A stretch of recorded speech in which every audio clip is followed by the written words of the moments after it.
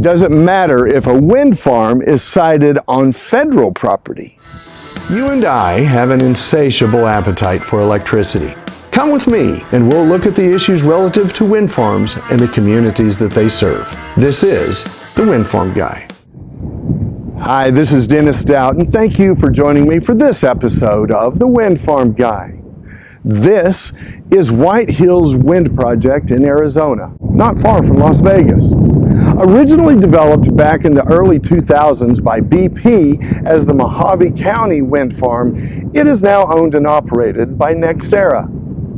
The project is located in the White Hills area just 40 miles northwest of Kingman, Arizona, about 9 miles south of the Colorado River and about 20 miles southeast of the Hoover Dam. BP got approvals from the Bureau of Land Management and the Bureau of Reclamation because the project lies on federal property. The project occupies nearly 40,000 acres of public land managed by the BLM and nearly 9,000 acres of federal land managed by the Bureau of Reclamation. But what are these two bureaus?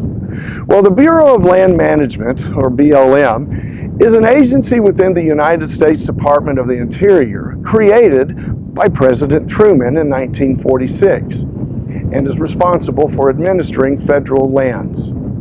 Headquartered in Grand Junction, Colorado, and with oversight of over 247 million acres, it governs 1/8 of the country's land mass.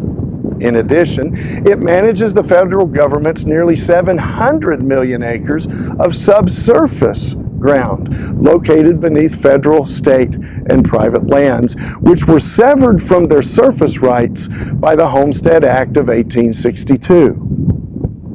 Most BLM public lands are located in 12 western states: Alaska, Arizona, California, Colorado, Idaho, Montana, Nevada, New Mexico, Oregon, Utah, Washington, and Wyoming.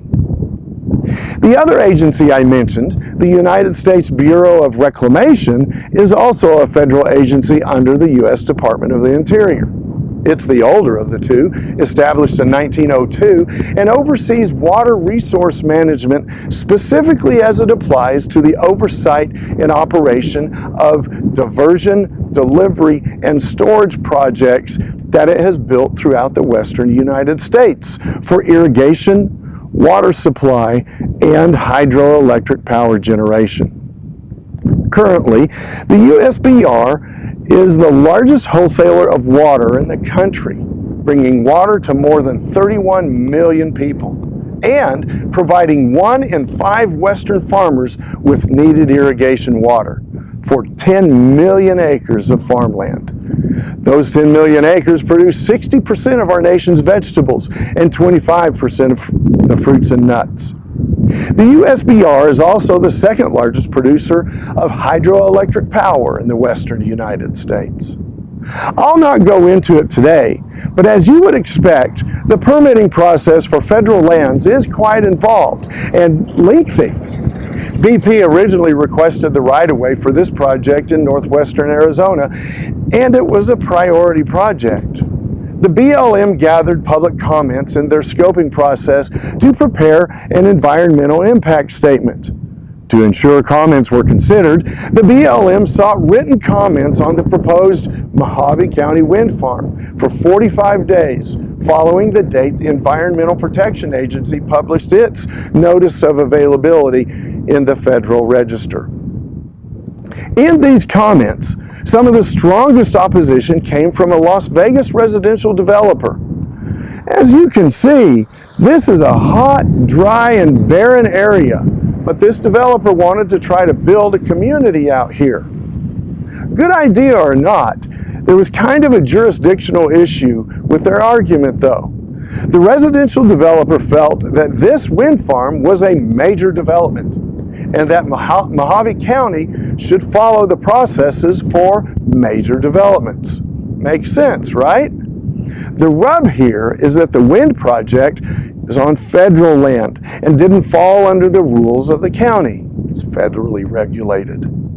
Whether the county considers it a major project or a minor project just didn't matter.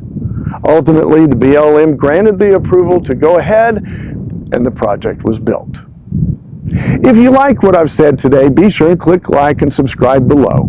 If you have thoughts or want me to address a particular topic relative to wind farms, please also leave me a comment. Once this 350 megawatt project was built and came online, most of its power was and is sold to the Clean Power Alliance. The CPA uses this power to lower costs for its approximately 1 million customers in Southern California. This is Dennis Stout, and I'm the Windfarm Guy. Thank you for watching. Working together, we can make good energy decisions and save our planet. I am the Windfarm Guy.